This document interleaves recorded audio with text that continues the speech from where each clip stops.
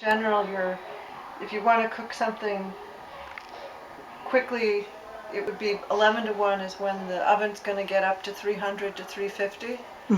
And before and after that, it's still warm enough for food safety, as long as it's over 190, I believe.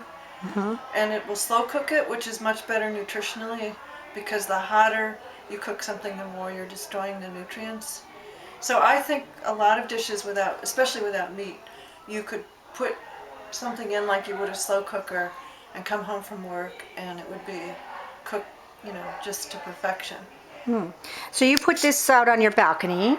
Yep. And you live in California, so you get a lot of strong sunlight. Although you were telling me that that's mostly in the summer, right? Yeah, there's about half a year when the sun is optimal, and then as you get into the winter months, the sun's just not as strong. And I'll still cook with it, but I might have to finish off what I'm making in the oven. But I will have still cooked it 3/4 to 90%. It's just not going to make it that last bit. And this is a camping oven, solar camping oven. Camping, sure. And can you show me how the panels work, the solar panel? Yeah. Well, this to put something in, this just snaps off, and you can put even a baking sheet in there, which is nice. Most of them are square, and you have to have like a one-pot meal. But I can have like a loaf of bread here and something else here. And then you snap these clips back on.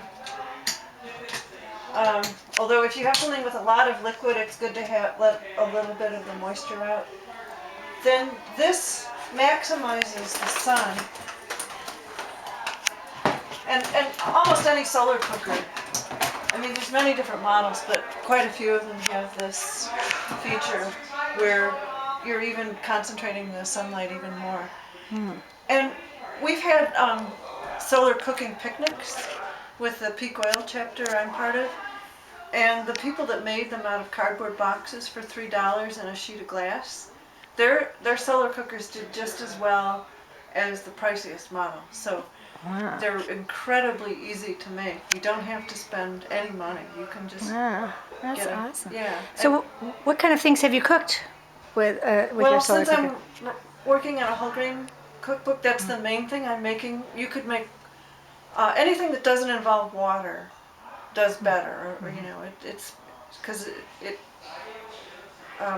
potatoes and breads and So not soup.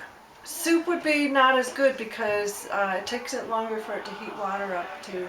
It's a way though, if you were in after an emergency, this pasteurizes water. It doesn't boil it, but it will. It's also something you can use to help, at least if you have questionable water in an emergency, to heat it up. I should show you the solar cookbooks I have to give you a better idea of the whole range. Sure, that'd be great. Yeah, I'd love to see that. Okay, great. Well, so and what brand is this one?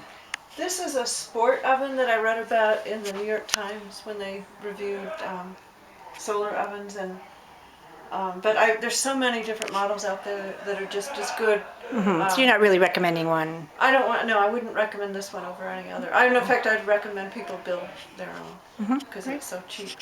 Great, awesome. So it's a slow cooker, but not for soup. Not for soup. Okay, thank you.